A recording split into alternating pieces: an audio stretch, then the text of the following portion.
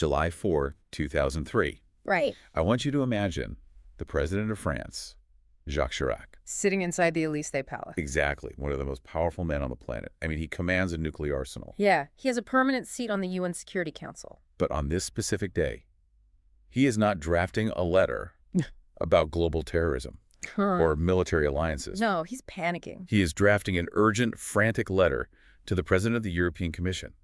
And his target is an accounting spreadsheet. A single financial rule. Yeah. It was known as IAS 39.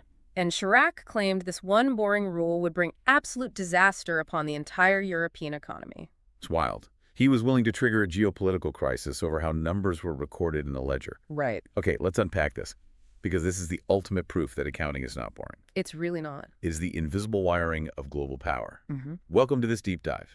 Today, you and I are dissecting a massive 4-year financial war. A war that completely rewired the global economy. And almost nobody talks about it. Yet it dictates how billions of dollars of wealth are distributed to this very day. Yep. Our source material today is a landmark academic study. It was conducted by top-tier researchers from UPenn, Stanford, and Harvard. They dug into a specific, highly volatile moment in time, the year 2005. The battlefield was Europe, and the stakes were basically the financial sovereignty of entire nations. The core of this conflict is a massive European mandate. The government forced roughly 7,000 publicly traded companies to just abandon their local accounting rules. Every single one of them. They were ordered to use a single, unified financial language, the International Financial Reporting Standards, IFRS. Right. Which, on paper, sounds like a simple administrative update. Yeah, totally harmless. But in reality, it triggered absolute political street fights. We are talking massive wealth redistribution. The shattering of corporate secrecy. Exactly. A ruthless tug of war between investors who wanted the truth and insiders who thrived in the dark. So to truly understand the magnitude of this shift, we have to look at the sheer chaos that existed before 2002. Oh, it was a mess. Before this mandate, Europe's financial markets were a completely fractured Tower of Babel. Literally a Tower of Babel. Right. Think about what it means to be an investor trying to navigate that chaos. If you were, say, a fund manager sitting in New York or Tokyo, and you wanted to diversify your portfolio across Europe, you hit a massive wall. Every single country had its own playbook. Germany had the HGB standards. Right. France had French GAAP. Italy had its own localized rules. These were not just different currencies. These were fundamentally different philosophies of what even constituted a profit. Or a loss. the friction was astronomical. I mean, if you wanted to compare a German manufacturing giant like Siemens with a French competitor like Alcatel. You couldn't just look at their bottom lines. Exactly. You couldn't. You had to hire an army of highly specialized, incredibly expensive analysts. Their entire job was to manually translate this fractured financial language. They had to strip away the German rules, the rules that allowed companies to hide secret cash reserves. Right, the hidden reserve. And then compare them to French rules that treated state subsidies entirely differently. The cost of just trying to find the truth was staggering. It was basically a massive tax on cross-border investing. The information search costs were bleeding investors dry. But then a bomb dropped on the financial establishment. March 12, 2002. The European Parliament passed a historic resolution. They declared that by the year 2005, roughly 7,000 listed European companies had to completely unify. They had to rip up their national playbooks. Adopt IFRS, a single, borderless financial language. Now, on the surface, the narrative pushed by the bureaucrats was super simple. It was pitched as a total win-win. Exactly. A unified language meant frictionless trade, lower capital costs, a massive boom for the European economy. It sounds like an absolute no-brainer. I mean, if you eliminate the translation cost, global capital can flow freely. Right. Who on earth would oppose making financial reports easier to read? Well, that is exactly where the political narrative shatters. This supposed win-win triggered a vicious backlash. And the resistance didn't just come from grumpy accountants. No, it reached the absolute highest levels of European government. State leaders intervened. Lobbying groups spent absolute fortunes trying to derail it. Which forces us to ask a very dark, very revealing question. Right. If a unified standard brings transparency, who is terrified of the light? Yes. Who are these new rules actually threatening? Well, the market's reaction to this forced unification was violently torn in two. Picture a massive scale. On the left side, you have the institutional investors. They're experiencing pure, unadulterated excitement. For them, IFRS promised transparency. It meant lower risk, because they could finally see the true health of the companies they were buying. And lower risk meant they were willing to pay higher valuations. They saw the end of corporate hiding spots. But on the right side of the scale, you have pure terror. Absolute panic. Corporate executives were screaming in the press about sky-high compliance costs. They argued that forcing a global bulldozer over their books would erase vital local economic nuances. Politicians claimed this Anglo-Saxon style of accounting was a hostile takeover of their sovereign economies. It is a brutal tug-of-war. But here is the critical piece. Investors do not just write angry op-eds. No, they do. They vote with cold, hard cash. And they did exactly that across 16 critical real-time policy events during the 4-year rollout. So when the floodgates of history opened, the smartest money in the room had to make a choice. Did they buy into the promise of a unified Europe, or did they run for their lives? To figure this out, we can't rely on quotes given by defensive CEOs. We need a weapon to cut through the political lies. And that is exactly what Christopher Armstrong, Mary Barth, Alan Jagolinzer, and Edward Riedl built. They built a mathematical truth machine. These 4 scholars realized something profound. You cannot trust what politicians say in the press. Never. And you cannot trust the lobbying brochures printed by the banks. You can only trust the movement of capital. So they undertook a deeply ambitious quantitative study. They didn't just look at a few dozen major players. No, they tracked 3,265 European companies. Over a relentless 4-year period. But what fascinates me is how they actually measured this. Right. I mean, they couldn't just look at the stock market over 4 years and say, well, stocks went up, so the accounting rule was good. There was way too much happening in the world between 2002 and 2005. You had the dot-com crash hangover, the build-up to the Iraq War, massive shifts in interest rates. Exactly. So the researchers had to mathematically filter out all of that macroeconomic noise.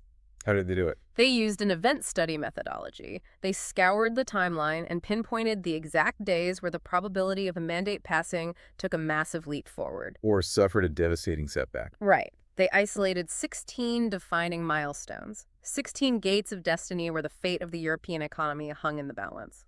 And around those 16 specific dates, they extracted 52,240 specific event observations. 52,000. That is insane.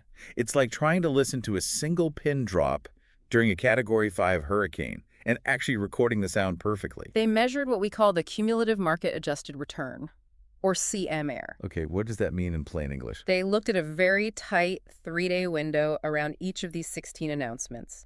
By doing this, they stripped away the general market trends. So if the overall European market was up on a Tuesday because of, like, good employment data, They subtracted that baseline from the individual stock's performance. What was left over was the market's pure, isolated reaction to the new accounting rules. this methodology completely shatters the arrogance of the politicians. It really does. The ones standing at podiums claiming they knew what the market wanted. Let's break down those 16 events. Okay. 13 of them were positive milestones, days when the European Parliament passed a resolution or a key committee endorsed the rules. Events that pushed the unified standard closer to reality. But 3 of those events were pure sabotage. Right. Days when powerful political figures intervened, protesting the rules. Or when the EU signaled they might severely mutilate the standard.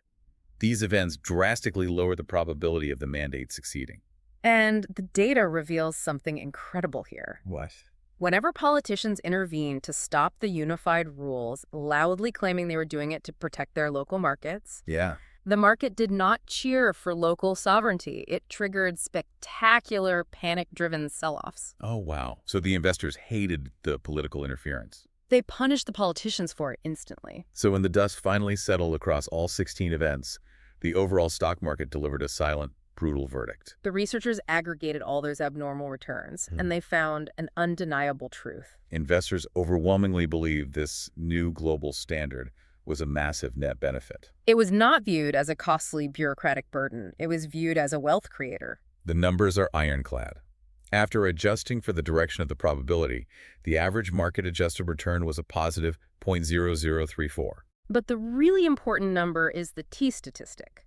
The researchers found a T statistic of 2.62. Okay, for anyone who doesn't spend their days reading econometrics papers, we need to translate that. Sure. Think of a T statistic of 2.62 as the market's lie detector screaming off the charts. Right. It means there's a mathematically microscopic chance that this positive market reaction was just a random fluke. Through bootstrap testing, they proved the likelihood of randomly observing this kind of capital inflow was less than 1%. It is a mathematical impossibility of being a coincidence. The collective intelligence of global capital looked at the forced adoption of IFRS and voted yes with billions of dollars. They did. So the story ends there, right? The mandate was good.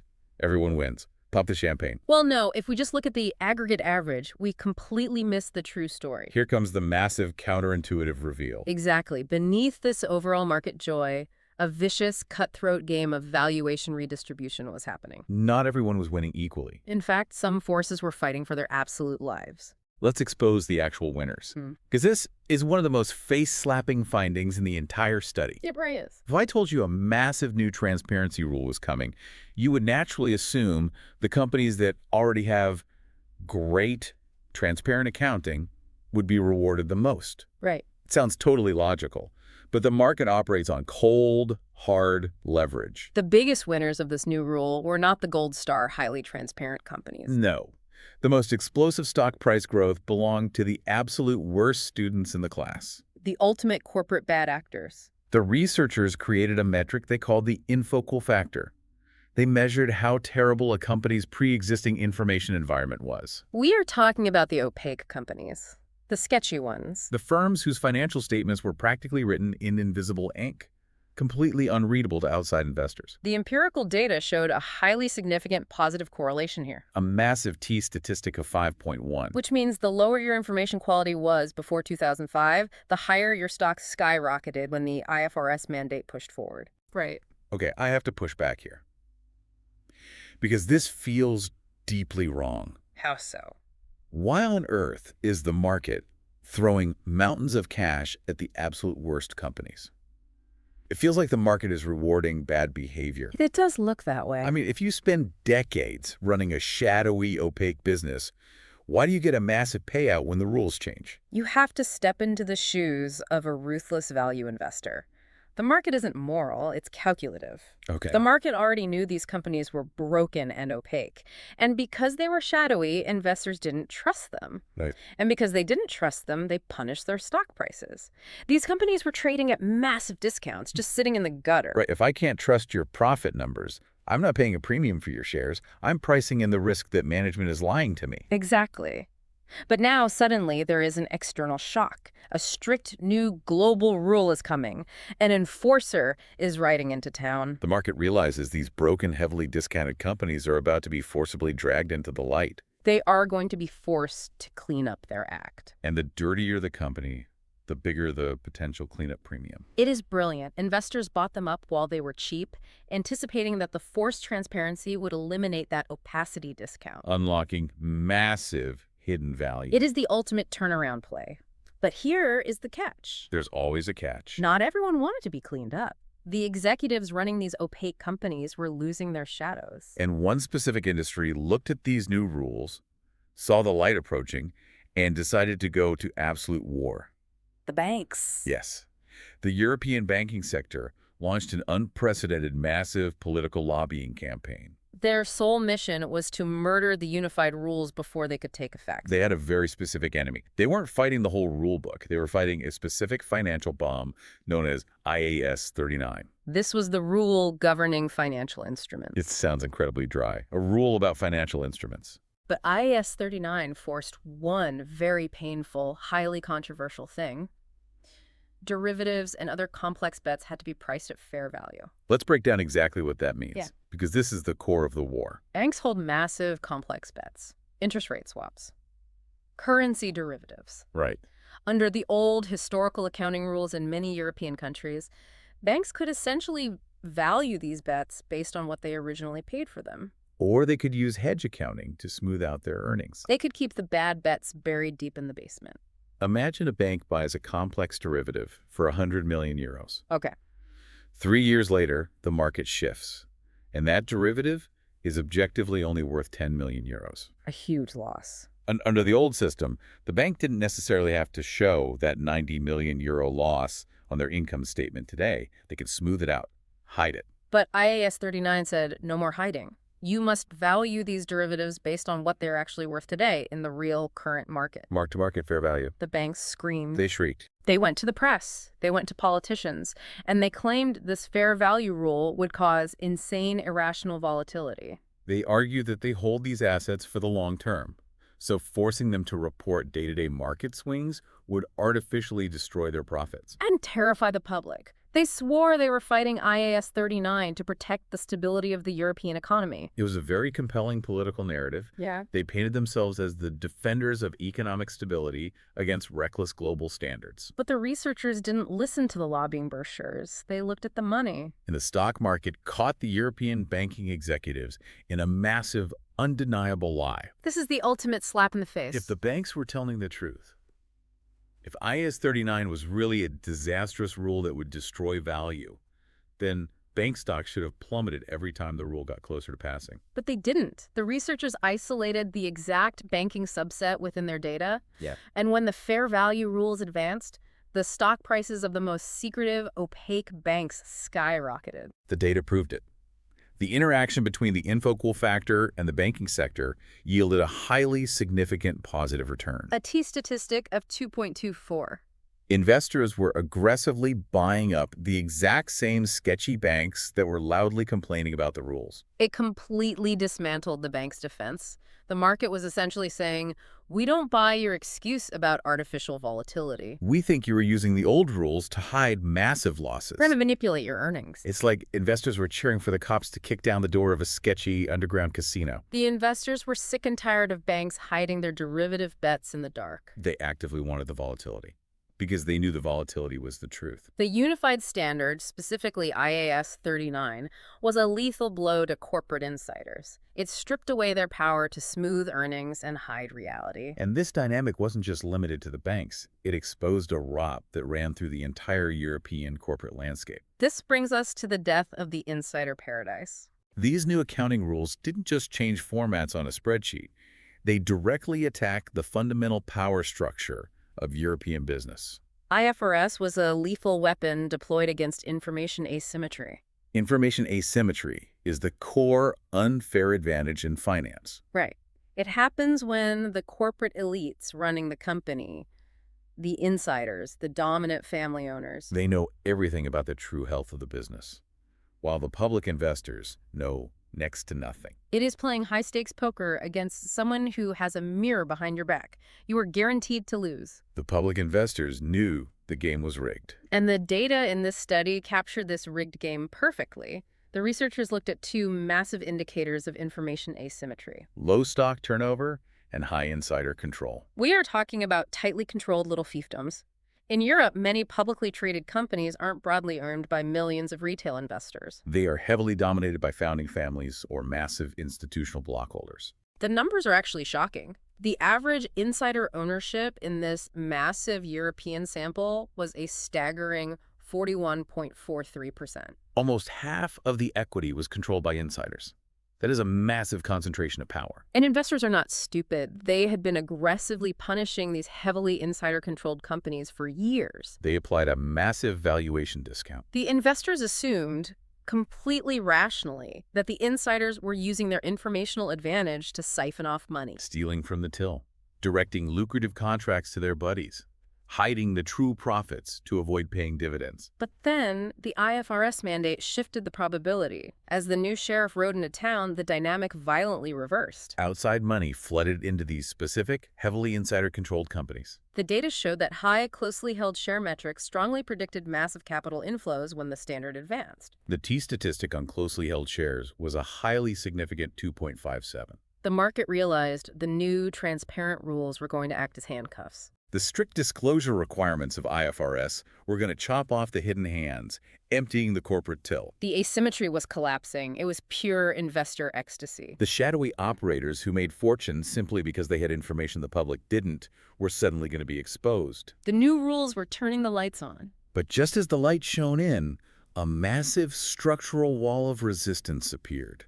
A wall built not just by greedy insiders, but by the very legal history of Europe itself. The exact same global rule hit different countries at the exact same time. The words on the page of the IFRS manual were identical whether you were reading them in London, Paris, Frankfurt, or Rome. But investors reacted with sudden, freezing terror in very specific places. While the overall European market cheered, stock prices in countries like France, Germany, and Italy took a distinct hit.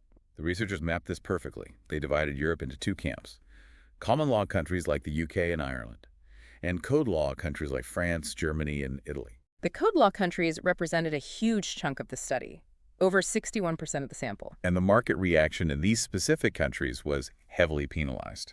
The data showed a hard negative coefficient of nata 0.00019 for the code law variable, with a crushing t-statistic of natas 4.11. The market was actively dumping stocks in these jurisdictions when the rules advanced. Exactly. Wait, I have to stop here. A rule is a rule, right? Well, If the European Union mandates a global standard, it applies everywhere equally.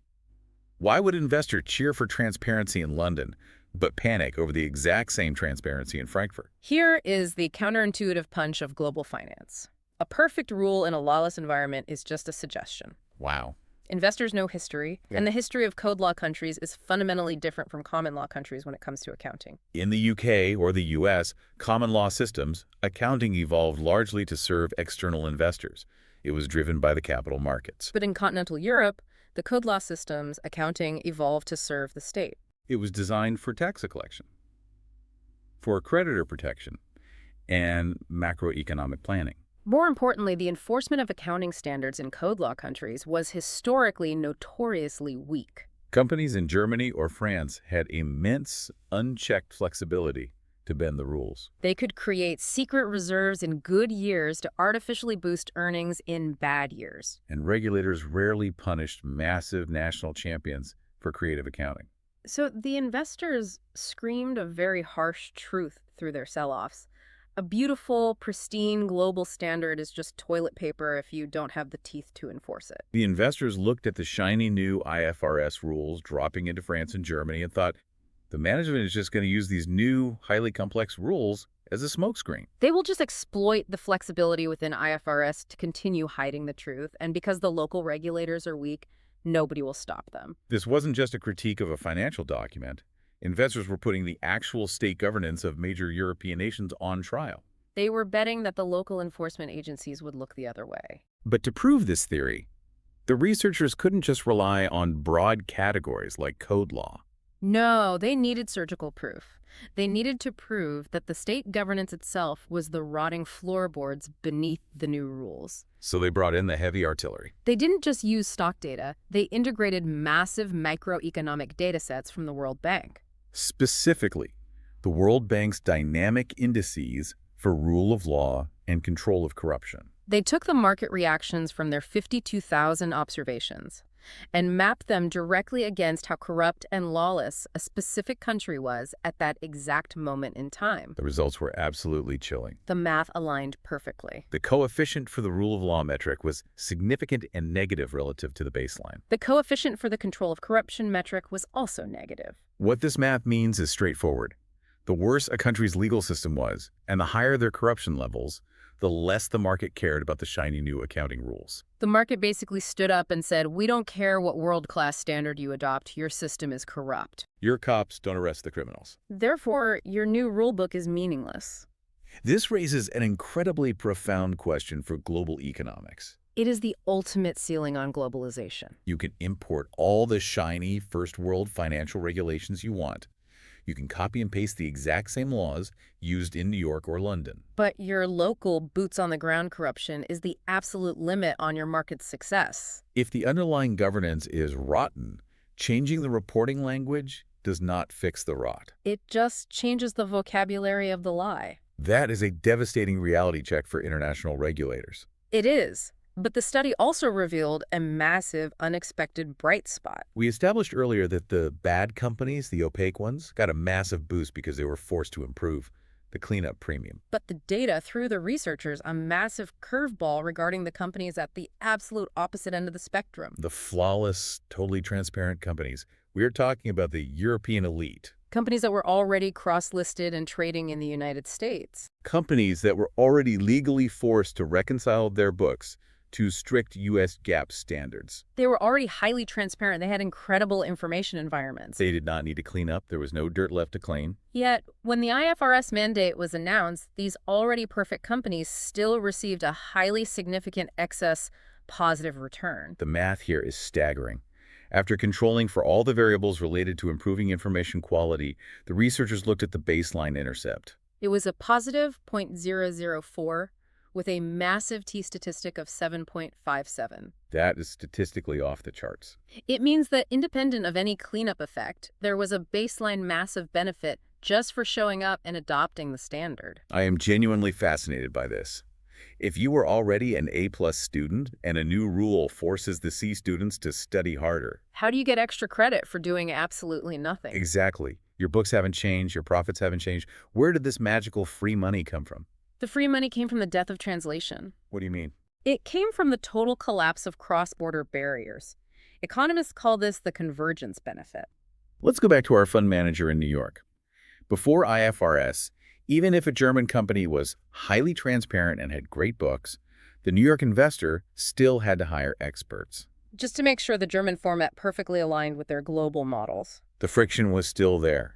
The expertise cost still existed just to verify the numbers. But when the European Union mandated that all 7,000 companies speak the exact same financial language, It instantly wiped out that expertise cost across the entire continent. it evaporated overnight. Suddenly, a global investor didn't need a translator. They could run a massive algorithmic screen across the entire European market in seconds. Because it was suddenly cheap and easy for anyone in the world to analyze these European A-student companies, global capital simply flooded in. Just by adopting the exact same language as everyone else, these European firms got a massive global premium. The liquidity skyrocketed. It is a beautiful image of pure economic efficiency. A unified global choir, singing in perfect financial harmony, drawing in capital from every corner of the earth. It is a beautiful image, but it was an image that some politicians simply could not stomach. This beautiful global choir was violently interrupted in the summer of 2003. Which brings us back to the Élysée Palace. July 4th, 2003. The Chirac secret letter. The president of France stepping into the ring for a political street fight over accounting. We have to unpack the sheer absurdity and massive stakes of this moment. French banks were heavily exposed to derivatives and complex hedging strategies. They would have to show massive swings in their equity based on daily market prices. The French banking lobby panicked. They went directly to the top. They convinced President Jacques Chirac that this accounting rule was a threat to the sovereignty and stability of the French economy. So Chirac writes directly to Romano Prodi, the president of the European Commission. He explicitly attacks IAS 39. He demands that the rule be stopped or severely altered. He wasn't subtle. He was protecting his national champions. He was throwing the political weight of a G8 superpower in front of a technical accounting standard. Just to protect the shadowy derivative books of his domestic banks. And the global market was watching this happen in real time. Intently. The researchers pinpointed the dates around this massive political intervention. The moment Chirac intervened, the market's expectation of the rules happening instantly collapsed. This was categorized as an event that significantly decreased the probability of adoption. The market's real-time lie detector showed massive fear. The stock prices across the board took a hit. The investors knew that if a political heavyweight like France was willing to blow up the agreement, the dream of a frictionless, unified European market was in grave danger. The political sabotage was working, and it plunged the European regulators into a desperate crisis. Faced with immense, crushing political pressure from France and the banking lobbyists, the bureaucrats blinked. They caved to the pressure. They gave birth to a monster. In November 2004, to appease the angry politicians, the European Union endorsed something called a carved-out version of IAS 39. Carve-out sounds surgical, like a precise little adjustment. In reality, it was absolute butchery. They took the pristine, globally agreed-upon rulebook, and they took a chainsaw to it.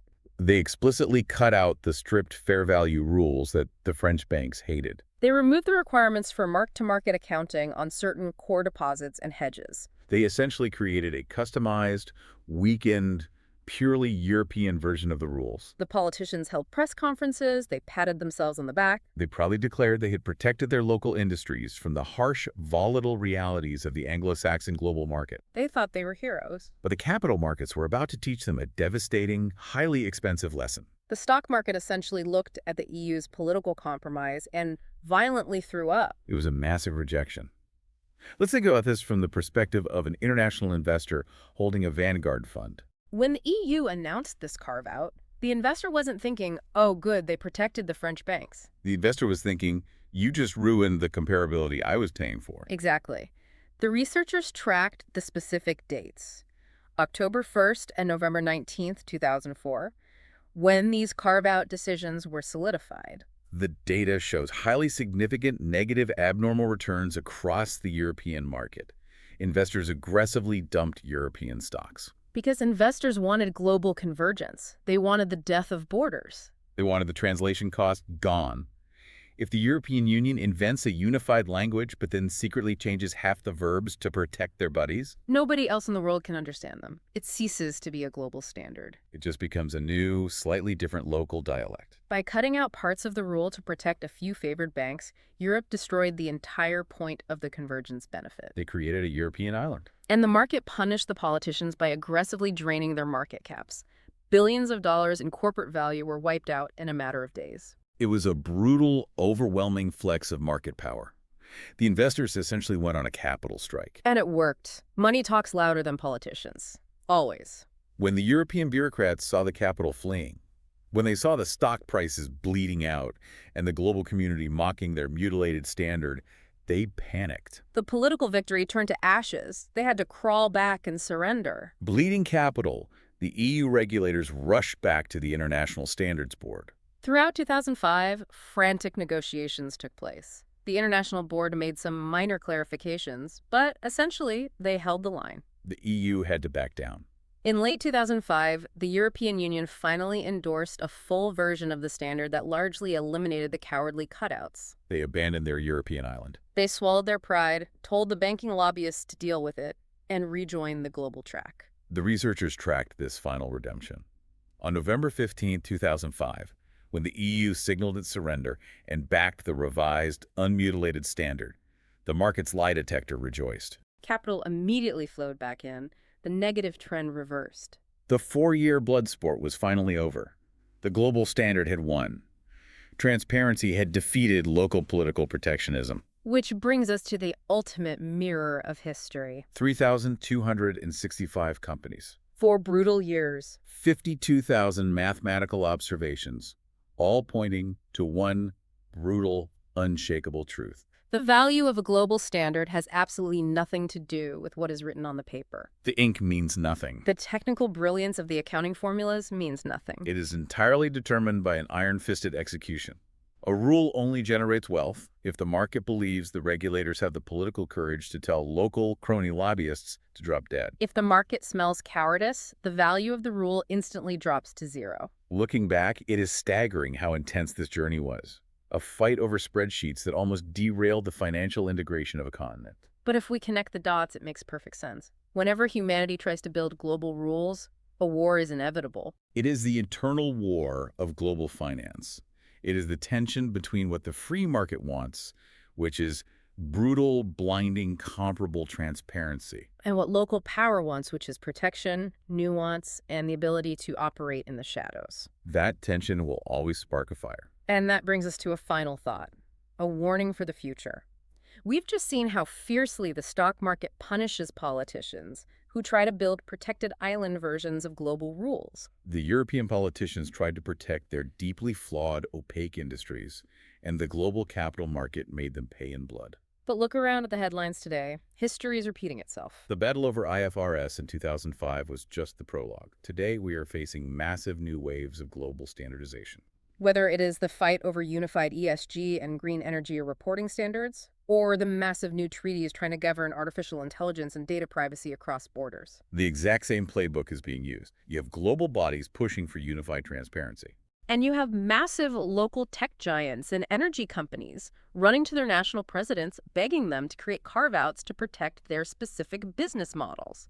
So whenever you hear a politician standing at a podium today, proudly promising to write customized or tailored national regulations for the next big phase of global commerce, You have to ask yourself a very dark question based on what we learned today. are they doing it to protect you, the citizen, from a harsh global standard? Or are they doing it to protect the shadowy insiders who profit off the dark? Are they intentionally fracturing the global language just to keep their national champions safe while making you pay the massive expertise cost of navigating a broken system? The rules may change, but the incentives of power never do.